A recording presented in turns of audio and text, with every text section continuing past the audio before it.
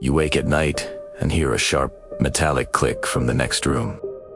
Some stories live on behind the ordinary objects we keep, changing hands or lying in wait. Each account you are about to hear traces back to details gathered from real reports and word-of-mouth confessions. What rules come hidden in the things we inherit or borrow, and what happens when we test them. Listen closely. These stories do not end when you return what was never truly yours. Grandpa's locked toolbox. I had been unemployed for 3 weeks when Mom called about Grandpa's toolbox. She found it in his basement after the estate sale, wrapped in an old tarp with my name written on masking tape in his careful script.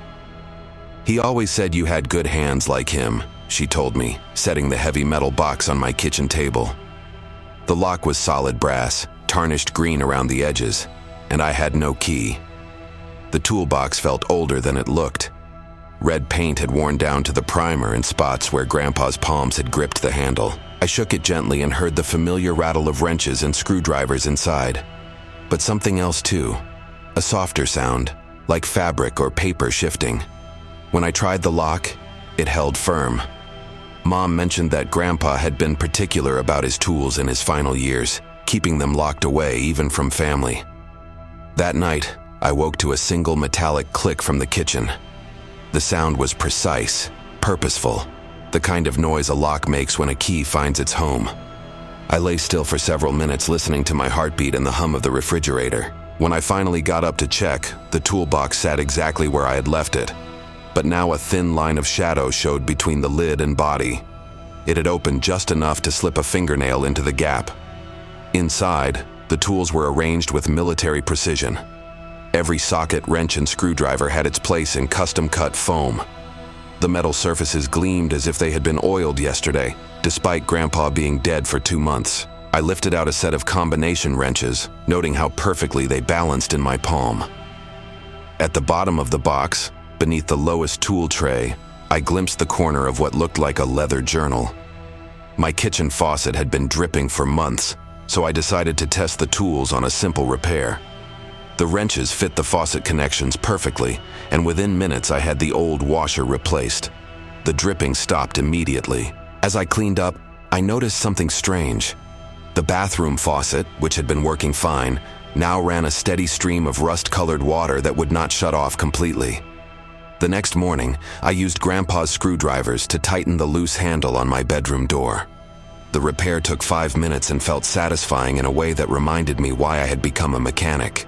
But when I went to make coffee, I discovered that every cabinet door in the kitchen now hung askew, as if someone had loosened all the hinges during the night. The screws were not stripped or missing. They had simply backed out exactly 3 turns each. I tried to convince myself it was coincidence, but the pattern was undeniable. Each tool I used would fix one problem while creating another somewhere else in the house. When I repaired a squeaky floorboard in the hallway, the stairs began creaking with every step.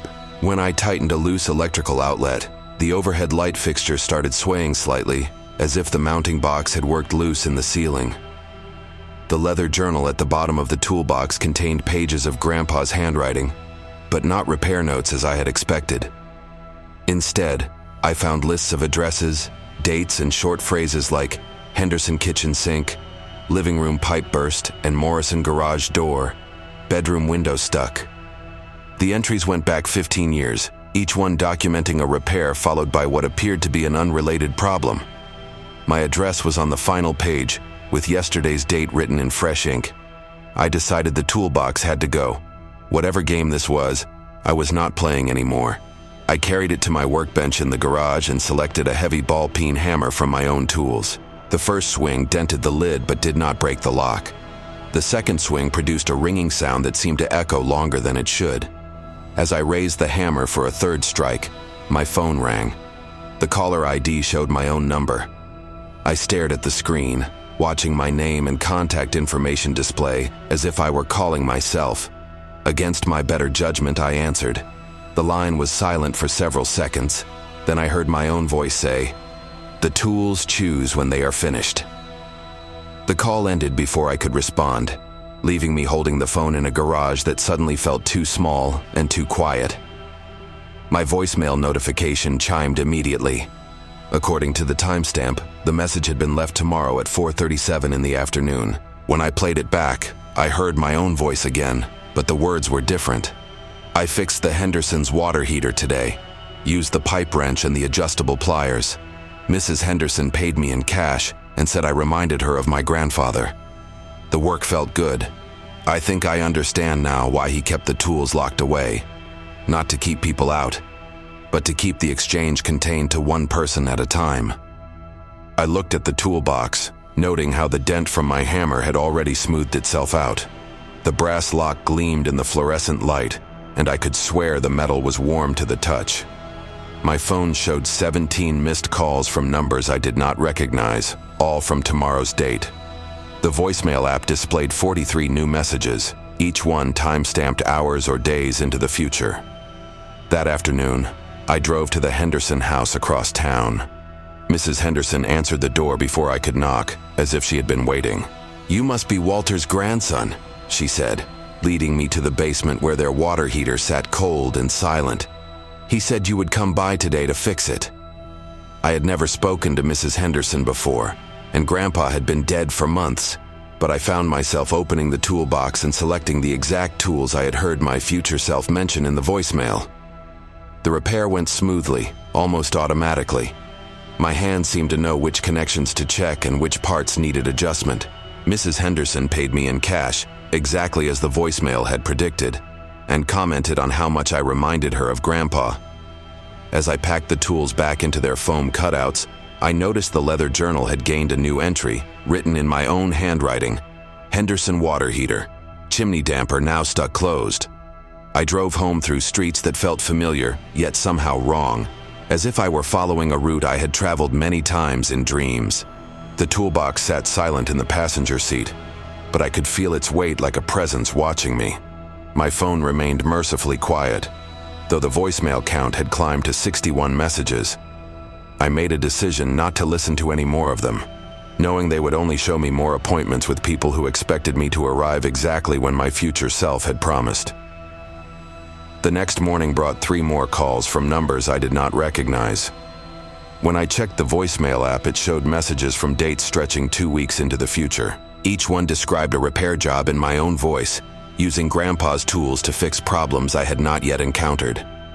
The journal in the toolbox had grown to twice its original thickness overnight, filled with pages of my handwriting documenting exchanges I had not yet made.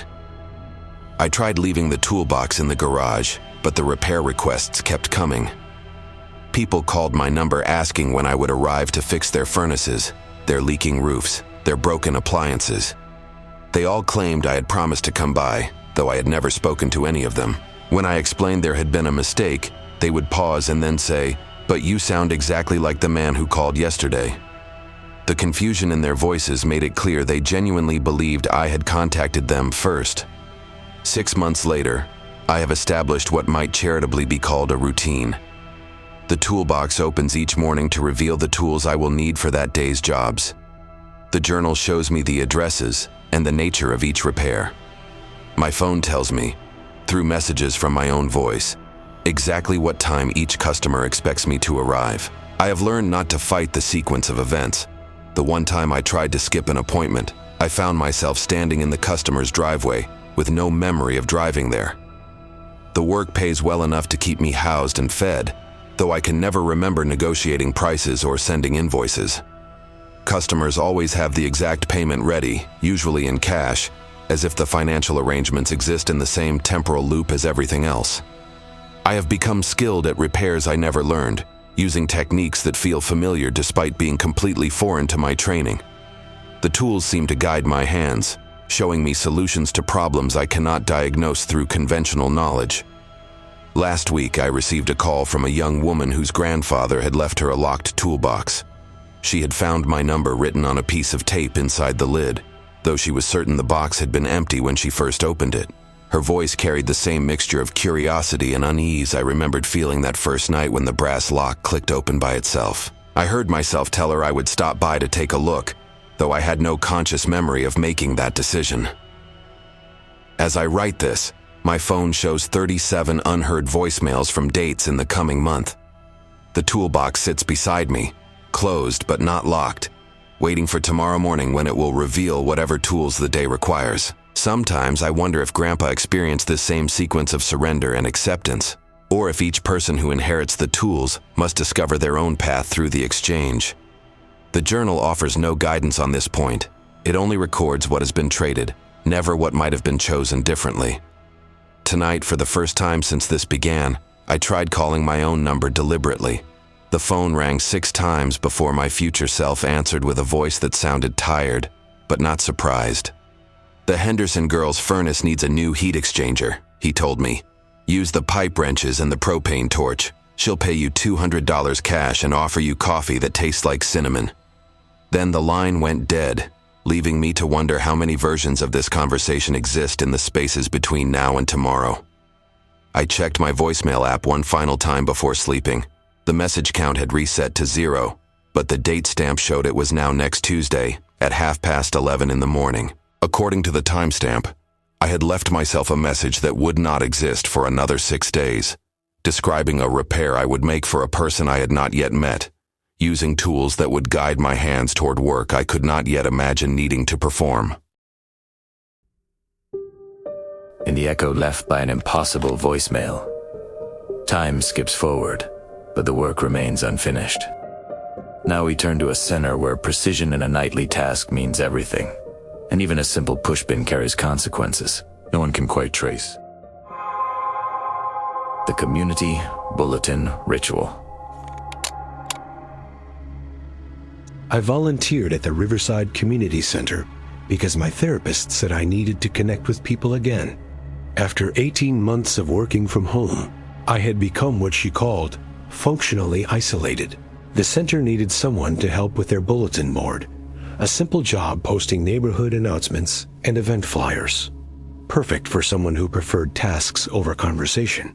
Margaret, the center's coordinator, showed me around on my first Tuesday evening. She was in her 60s, with silver hair pulled into a tight bun and the kind of smile that never quite reached her eyes. The bulletin board is very important to our community, she explained, leading me to the main hallway. People rely on it for everything: lost pets, garage sales, babysitting services. We take it seriously here. The board itself was nothing special, a large cork surface in a wooden frame, perhaps 4 feet by 6 feet. Margaret handed me a small box of colored thumbtacks. Here is the most important rule, David. Every night before you leave, you must place exactly 1 thumbtack somewhere on the board. Not 2, never 0. Always 1. It has been our tradition for over 20 years. I almost laughed. A thumbtack? That is it? Margaret's expression hardened. Community traditions matter. They create continuity, reliability. People notice when things change. She pointed to a thick logbook chained to the wall beside the board. Sign your name and the time when you place the tack. Helen, before you never missed a single night in 8 years. Helen, the volunteer who had supposedly moved to Florida. Margaret mentioned her often, but always changed the subject when I asked for details. Still, 1 thumbtack seemed harmless enough. I agreed and started that evening, placing a blue tack near a flyer for guitar lessons and signing the log at 9:42. For 3 weeks, the routine felt oddly satisfying. I would update the board contents, remove outdated notices, and add my single thumbtack before signing out. The log showed entries going back decades, different handwriting, different names, but always the same pattern. 1 tack every night, precise times recorded. The disruption came on a Thursday in late October. I had been rushing to finish a client project and completely forgot about the community center until I was already in bed. The realization hit me at midnight. I had left without placing the thumbtack. My stomach clenched with an anxiety that seemed disproportionate to missing such a trivial task. But I told myself it was just 1 night. Margaret would never know, and who would really care about a missing thumbtack? I decided to place 2 the next evening to make up for it. When I arrived Friday, though, something was different. The board looked exactly as I had left it, but there was a new note pinned dead center that I had never seen before. The paper was cream-colored, expensive-looking, with elegant handwriting in dark ink. The count must be maintained. Adjustments have consequences.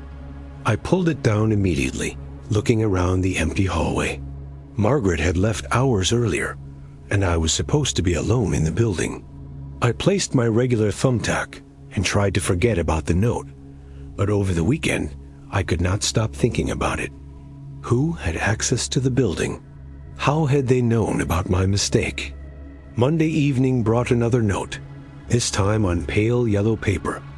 Helen understood the importance. Why do you not? That was when I decided to examine the logbook more carefully. Flipping back through months of entries, I found Helen's final weeks.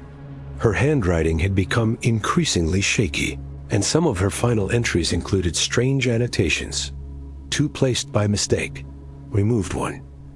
Board rearranged itself overnight. Margaret says I am imagining things. Helen's last entry was dated 3 months ago.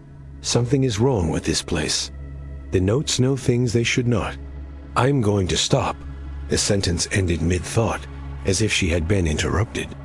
Below it, in different ink, someone had written, "Adjustment required. New volunteer needed." I photographed the relevant pages with my phone, though the images came out strangely blurred, despite multiple attempts. Tuesday brought a third note, this one on hospital letterhead. Helen sends her regards from room 214. My hands shook as I read it. The Riverside General letterhead looked authentic, but Helen was supposed to be in Florida. Against my better judgment, I drove to Riverside General that evening. The receptionist confirmed that Helen Morrison was indeed in room 214, admitted 3 months earlier with what they called unexplainable neurological symptoms. She had been found unconscious in the community center, they said. No next of kin had been located. Helen was awake, but barely responsive when I visited. Her eyes tracked movement, but she could not speak.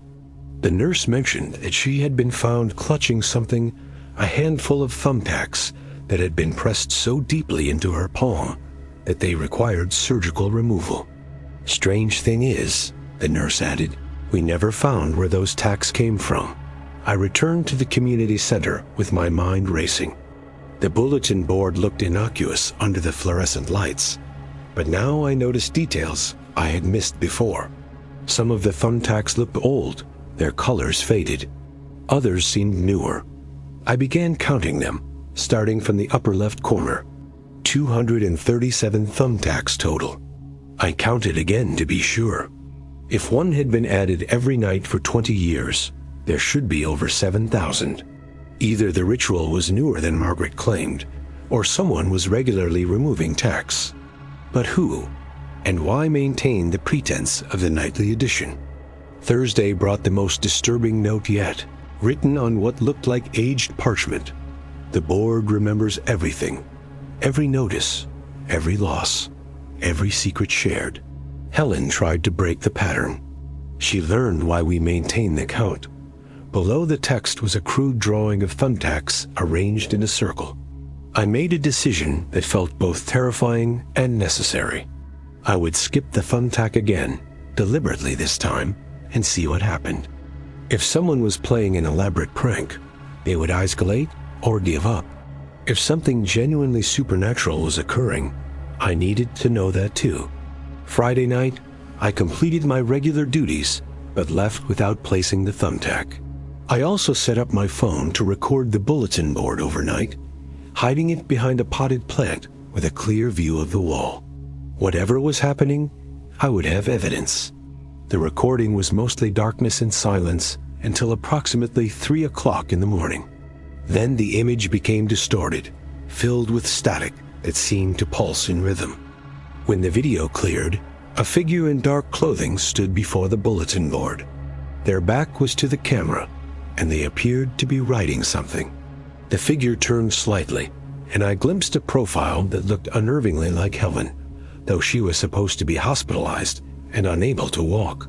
The figure placed something on the board, then seemed to fade rather than walk away.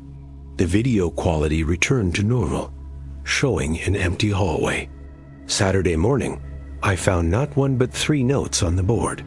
The first, "You are learning, David, but knowledge has a price." The second, "Helen paid when she tried to stop. Are you prepared to pay?" The third, in handwriting I now recognized as Margaret's, "Some traditions exist for reasons we have forgotten.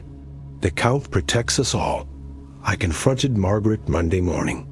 She was in her office, filing paperwork with mechanical precision. When I mentioned the notes and Helen's real condition, her face went completely blank. "Helen moved to Florida," she repeated. "The bulletin board tradition maintains community cohesion. 1 thumbtack every night." "But why?" I demanded. "What happens if the count is wrong?" Margaret's eyes seemed to focus on something behind me. "The board serves the community. The community serves the board." Helen forgot her place in that relationship. She began to question, to resist. Questions lead to adjustments. That evening, I made my choice. I placed my thumbtack as required and signed the log, but I also wrote a detailed account of everything I had discovered and posted it online. If something happened to me, at least there would be a record. The community deserved to know what they were really participating in. For 2 weeks, everything seemed normal. No more strange notes appeared, and the bulletin board functioned exactly as advertised, a simple community resource. I began to wonder if my confession online had broken whatever cycle I had stumbled into. Perhaps transparency was the antidote to whatever power the ritual held. Then Margaret announced she was taking early retirement. The community center would need a new coordinator, someone who understood the importance of tradition and continuity. The board of directors had unanimously selected me for the position, she said. My dedication to the bulletin board proved I was the right choice. I never applied for the job. I had never spoken to the board of directors. But the paperwork was already processed, my salary adjusted, my new duties outlined in a folder. Margaret handed me with that thin smile. Inside was a letter of recommendation, supposedly written by Helen, praising my reliability and community spirit. Helen's signature looked perfect, down to the slight tremor in her handwriting that I remembered from the logbook. But Helen had been in the hospital for months, unable to speak or write. Someone had crafted this document with impossible attention to detail, as if they had access to every sample of her handwriting that had ever existed. My last entry in this account comes 6 months later. I have maintained the thumbtack ritual religiously, and the community center runs smoothly under my coordination. We have a new volunteer now, a young woman named Sarah, who seems eager to help. I told her about the thumbtack tradition yesterday. She almost laughed, just as I had. A thumbtack? That is it? I explained about community traditions, about continuity and reliability. I showed her the logbook, now with my handwriting filling the recent pages. She agreed to take over the evening duties, and I watched her place her first thumbtack with the same naive satisfaction I had once felt. Tonight, I visited Helen again. She remains in room 214, though the hospital has no record of ever admitting her. The staff treat her absence as normal. Adjusting their schedules around an empty bed, they continue to document as occupied. When I mentioned her name, they nodded knowingly and spoke of her condition with practiced concern. Last week, while organizing old community center records, I found a manila envelope marked Bulletin Board Documentation. Inside were typed reports dating back 43 years, detailing the recruitment and management of volunteers. My own file was already there, including notes about my background, my isolation, my need to belong. The final entry in my file, dated 2 days before I first arrived at the community center, read, "Subject shows appropriate psychological profile. Recommends standard integration protocol." Helen's replacement secured. It was signed with Margaret's initials, but the paper stock and typewriter font matched documents from the 1980s. Sarah completed her 3rd week tonight. I watched through the office window as she placed her thumbtack and signed the logbook with careful precision. She has not yet asked about Helen or questioned the ritual's purpose. Perhaps she will be more adaptable than I was, more accepting of traditions that serve purposes beyond understanding. Tomorrow, I will give Sarah the box of thumbtacks and explain about community traditions. I will tell her what Margaret told me, using the same words, the same inflections. The bulletin board serves the community. The community serves the board. Some patterns are larger than the people who maintain them. But tonight, before I lock up, I check the logbook one final time.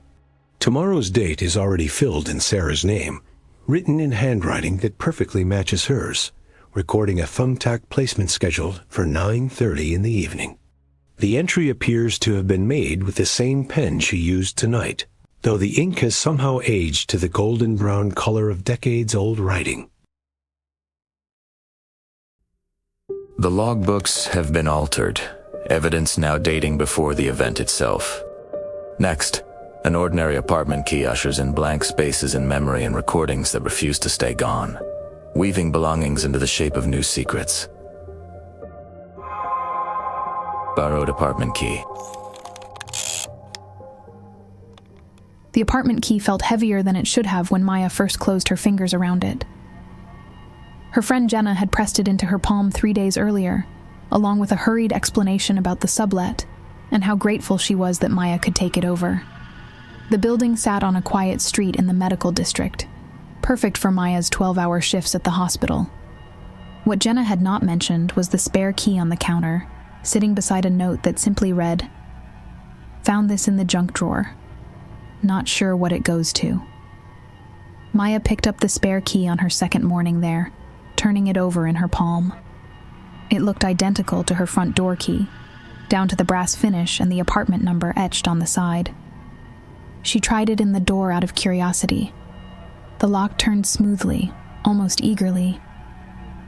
That night, after a brutal 14-hour shift covering for a sick colleague, she stumbled through the door and collapsed on the couch without changing out of her scrubs. She woke up at dawn on the fire escape, her hands black with dirt that smelled like wet concrete and rust. Her scrubs were torn at the knees, and her nursing shoes were caked with mud that definitely had not come from the hospital parking lot. Maya stood there for several minutes, gripping the metal railing, trying to piece together how she had gotten outside. The spare key was clutched so tightly in her right hand that it left a red impression on her palm. Back inside, Maya scrubbed her hands until they were raw, but traces of grit remained under her fingernails. She searched the apartment for any sign of what she might have been doing. Nothing seemed disturbed. Her purse sat exactly where she had dropped it. Her phone showed no calls, no messages, no activity after 11:30 the previous night. The spare key went back on the counter, but Maya found herself staring at it throughout the day. That evening, Maya set her phone to record video before going to bed. She placed it on the dresser, angled toward the bed, and made sure it had enough battery to last the night. She hid the spare key in her sock drawer, beneath layers of cotton and elastic. Before lying down, she checked the locks twice and wedged a chair under the front door handle. If she was sleepwalking, she wanted to know. The alarm jolted her awake at 6:15. Maya was lying on top of the covers, still wearing yesterday's jeans and sweater. Her feet were bare and dirty, her socks nowhere to be found. She rushed to check the phone, her hands trembling as she tried to play back the recording. The screen showed 8 hours and 23 minutes of footage, but when she pressed play, only static filled the audio.